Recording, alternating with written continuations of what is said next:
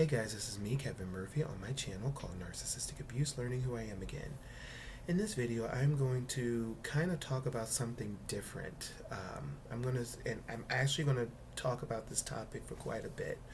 This is something that has been near and dear to me for a little bit because it's something that I have learned to resonate with and come to terms with. And it's called, what is borderline personality disorder? So, borderline personality disorder is somewhat similar to narcissistic personality disorder, but borderline personality disorder is more affects more of the individual than the people than other people. So with the borderline personality disorder person will engage in behaviors such as self-harm, they have suicidal thoughts, they have unstable self-image issues. They're known to try to get attention from other people in maladaptive ways. So an example of how a borderline personality disorder person tries to gain attention in maladaptive ways, is they will push boundaries unconsciously. They will constantly text that person who they're trying to get attention from. They will try to, they will excessively call. They will excessively come to your house. They will do things that you would see on TV as, crazy or almost stalkerish or things like that. And what happens is with the borderline, in that moment they have what I call lose touch with reality. So they're no longer in control of how they feel. They're no longer in control of what they're doing. So what they do is you know, they just lose it because it's that fear of abandonment. So borderline personality disorder people, they have this constant fear of abandonment. And when that fear of abandonment rears its ugly head, they start acting out in ways that are very, very scary for the people around them as well as the borderline personality disordered person. And one of the things that I've learned about this disorder is the fact that people with borderline personality disorder are not consciously aware of the fact that they are being manipulative. They're not consciously aware of the fact that they are, scaring people away. Borderline personality disorder people are just simply trying to get their needs met. And even though it's destructive, even though it can hurt the people around them, borderline personality disorder sufferers need to learn how to regulate those emotions and learn how to get their needs met without going down that spiral of self-destruction and just craziness. So for my viewers who are watching this who suffer with borderline personality disorder as a result of the trauma, because borderline personality disorder is birthed out of trauma. It's usually birthed out of narcissistic abuse. So those are my viewers who are watching this, who have borderline personality disorder. Know that there's nothing to be ashamed of. You're not crazy. There's nothing wrong with you. You have a mental illness. You have you have maladaptive ways on how to communicate with other people and how to get your needs met, but there's hope. And there are ways in order to cope and to learn how to behave and get your needs met by your loved ones without going down those maladaptive paths. And one of the ways to do that, I learned that there's a therapy called dialectic behavioral therapy. So they will, that kind of therapy will show you how to just kind of chill. So, for example, a borderline personality disorder person will send out a text message, and their friend their friend hasn't gotten back to them in about an hour or two. So, one of the things that I learned about in DBT, a DBT method is the STOP acronym. So the S means stop. So you're stopping because right now you're feeling a lot of anxiety. T is taking a breath. So you're taking a breath and you're relaxing, and you are trying to gather your emotions and trying to settle down. Observing is the O acronym, and you're observing your thoughts and you're observing the situation, because the borderline personality disorder is telling you that that person's not responding to me because they don't care about me. They don't love me. I'm not, they're not for me. But the O gets you back, is helping you get back to baseline and to recognize that that is not true. That they could be busy. They could be doing things, they could be away from their phone. Anything could be happening. So that's the O. And the P is the proceed. So the P is, if that person hasn't gotten back to you, if that person is indeed busy and they haven't gotten a chance to text you back, proceed with doing something else. Excuse me, I have a bit of a cold, but proceed with doing something else. Maybe you have homework to do. Maybe you feel like going to the gym. Maybe you are on vacation and you feel like doing something else with some other friends. And, proceed with your life. And then, you know, maybe that person will text you back after you finish doing the things that you enjoy doing. So that's one way to help you through those times when you're feeling anxious. Another thing that I have learned just through the kind of work that I do with children, is the zones of regulation. So zones of regulation, excuse me, is a way of kind of getting yourself back to baseline. So the green zone is kind of where you want to be. So the green zone is you're calm, you're secure, you're happy, and you're good. The yellow zone is when you're starting to experience that anxiety. So, oh, this person's not responding to my text, so I'm getting ready to panic. I'm getting ready to experience that anxiety. I'm getting ready to experience that, oh, he doesn't love me, or she doesn't love me, or he doesn't care about me, or she doesn't want to be friends with me anymore. So that is you creeping up, in the yellow zone. You're feeling frustrated. You're feeling, you're feeling like you're going to be abandoned. So the red zone is when you start acting out. You start throwing things. You start swearing. You start cursing at the object of who you're trying to hear from, and you start cursing them out. You start devaluating them. You start saying that they ain't shit. They're horrible, and things like that. That is where you want to avoid. And the blue zone is the sadness you feel. So you feel a lot of regret after you've acted out.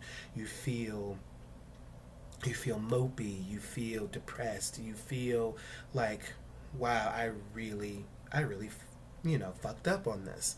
And our goal is to be at the green. Is to be at baseline. So baseline is the green zone.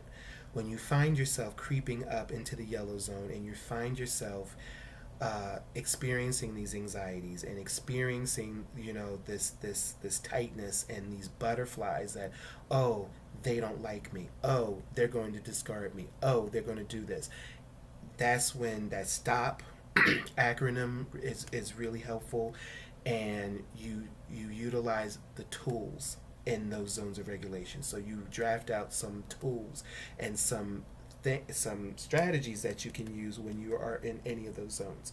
So if you're in the yellow zone and you're waiting to hear back from a person and they haven't gotten back to you, or you're upset at the fact that you're starting to feel like, oh, they're abandoning me, or things like that, start to write. You can journal. You can start to do something that you enjoy doing until that person's able to get back to you. As I said, if you have homework to do, if you're on vacation, if you have hobbies, you have other things that you could be doing, monopolize your time doing those things rather than just sitting by your phone, being anxious and feeling like, oh, they don't love me, they don't care about me, because that's not true. So have those kind of strategies put in place So whenever you're feeling those things, and whenever you're feeling anxious, whenever you're feeling like, oh, I'm going to get pissed off because, they're not responding to me, you have those strategies put in place that you can use when you're starting to creep up into those areas. So just know, guys, that you are not your diagnosis. You are your own individual person. You are your own. You're your own. You are a good person. You are a nice person.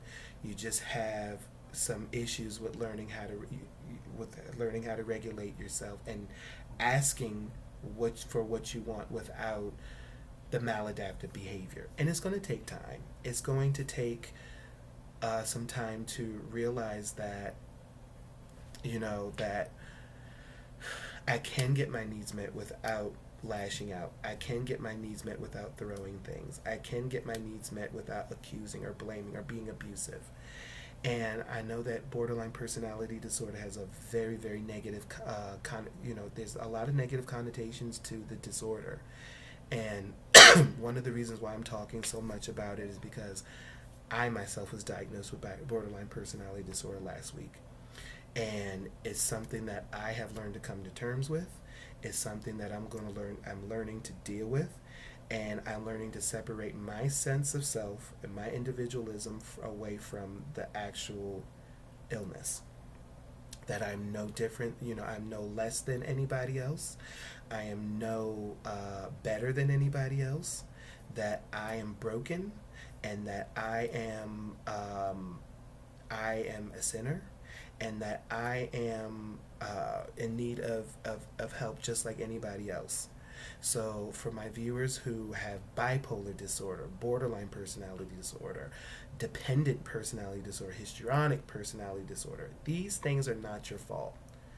But at the same time, it is our responsibility to take responsibility for our behavior. It is our responsibility to acknowledge what we're doing, because we are adults, and there are consequences for our behavior.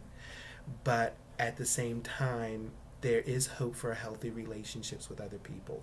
So if you're watching my channel and you're wondering, well, how can I have a healthy relationship with someone and I got borderline personality disorder? Well, it's not going to be easy, and it's not going to be an overnight quick fix, but it starts off with realizing that you are not your problem. You are not your issue. Your BPD is not who you are. It's just like having cancer. You are not cancer. It's the fact that you were diagnosed with cancer. So just rest assured and know that you are a beautiful person, that you have so much going for you, and that I know a lot of my viewers may not be Christian and may not may not even believe in God, but I know that I know that this is the enemy's way of trying to take me out. This is the enemy's way of trying to get me to succumb to this kind of illness. And I'm not going to do it. I'm not going to give the enemy that kind of satisfaction over my life. And, whether it has a negative connotation to it or not, I've watched a lot of YouTube videos about BPD, and a lot of people who conduct videos just like I do on YouTube will say some horrible things about people who have borderline personality disorder, and say that, oh, she's batshit crazy, or he's so and so and so and so. And you know what? Everybody's entitled to their own opinion. Part of accepting BPD is just knowing who you are. And that's the first step to recovery, is knowing who you are, knowing that you're not batshit crazy, even if there's people on the boards or even therapists that even say that you're batshit crazy. You're not batshit crazy. You just have some maladaptive ways of relating to issues and relating to people. And it doesn't make you a crazy person, doesn't make you an awful person. So this is a quick video on what is borderline personality disorder? What is fear of abandonment? What is, what do those things look like? Where does that originate from? And I think it all comes back to the original caregiver. It comes back from that original wound that we suffered as a child. And what happens is, through the BPD, we try to seek out relationships and people who are like surrogates, and we put certain demands on people that are close to us to kind of not so much replace our parents, but kind of give us that sense of security. And borderline personality disorder people, sufferers who suffer from borderline personality disorder like myself, we want to love. We want to care for people. We want to do the right thing for others. But it's, there's something in us that feels like, well, we got to get our needs met. And BPD is really rooted in a lot of selfishness. But I think that the way that we have to redirect those feelings of selfishness, or those urges of selfishness, is to trust God with our relationships, and trust the people that we're in relationship with. And I know that's a lot easier said than done, but you have to be able to trust. You have to be able to trust the people that you're in relationship with, because then why else would you be in a relationship with someone you can't trust? So it's a long journey. It's probably going to be a painful journey, but it's worth it. And one of the things that has been helping me too is journaling and writing down the things, the positive attributes of my friendships with people. So, and learning how to work around their idiosyncrasies, or learning how to work around those things, and having realistic expectations of the people that are in my life. Nobody can be your everything, but the borderline personality disordered sufferer will have this image of this perfect person, and then they will and then they will have a close friend or people in their lives that they have a relationship with, and they'll start, putting this person up on a pedestal and acting as if they do no wrong. And then as soon as they do something that the borderline personality disorder sufferer doesn't like or doesn't understand, then they creep up in the yellow zone, and they start panicking. They start fearing the abandonment. And so what happens is they cling to that image. And once that image is still not fulfilled, then that person goes from being up here to being all the way down here. What I look at it as how we should view people. I don't know if any of you, if any of you, my viewers, have ever been to the Statue of Liberty or know anything about the Statue of Liberty, but I have an analogy that makes perfect sense. People with BPD tend to have extreme emotions. So, and especially with people and people that are close to them. So what they do is they'll put people up all the way up to Lady Liberty's torch. So Lady Liberty's torch and her crown is the highest you can get when it comes to going to Statue of Liberty. And when you put that person up there, they can do no wrong. That person is fulfilling that image. As soon as that person stops fulfilling that image, then the BPD sufferer will bring that person all the way from Lady Liberty's torch all the way down to her feet. So there's no middle ground. There's no gray area. So this is white, this is black. Her torch is white, her feet are black. When in reality, the people that we're closest to and the people that we have good relationship with should be here at her bosom. I know it's a weird, accurate, analogy, but just work with me here. So she's here. So our friendship should be here. Should be at an equal level. They should not be up here, and they definitely should not be down here, at her feet. They should be here at her bosom area level. So that's how we should look at relationships.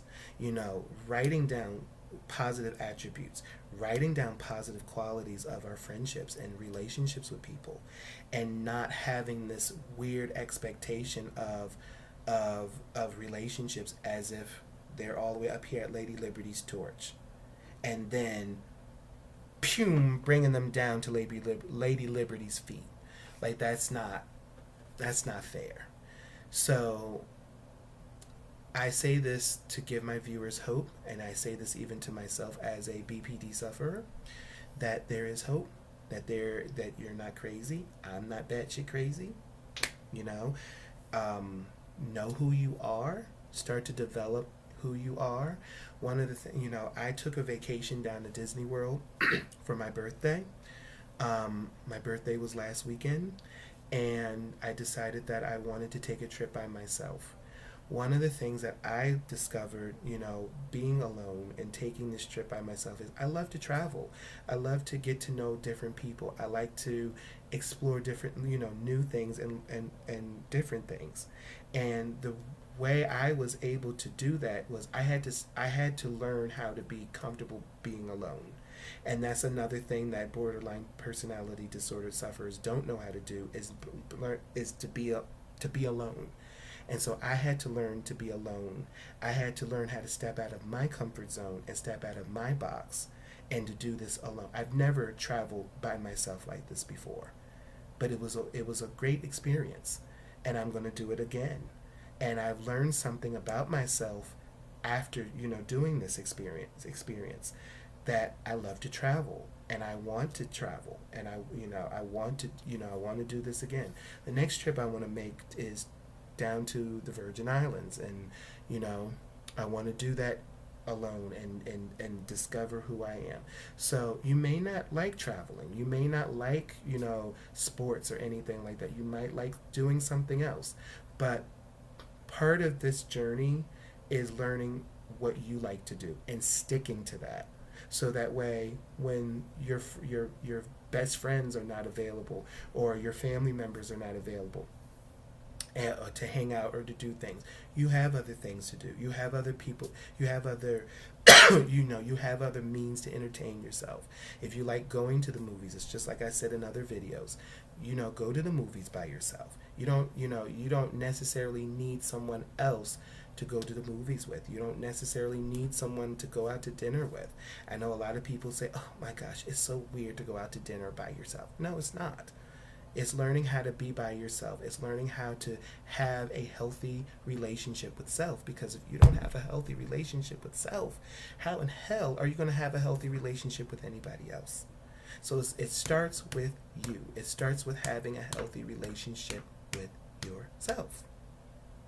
So I thank you so much for watching my channel.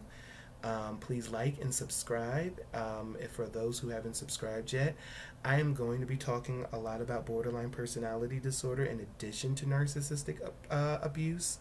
I really think that a lot of my viewers have been who have been watching my channel lately probably have been BPD sufferers and are probably ashamed to come out and say that they are BPD sufferers.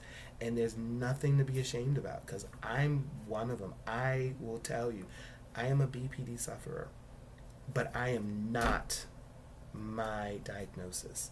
I am still Kevin Murphy. I will always be Kevin Murphy till the day that I die. And, I'm going to talk more about borderline personality disorder in my next video. Please stay tuned for more videos. My name is Kevin Murphy, and thank you for watching. Bye.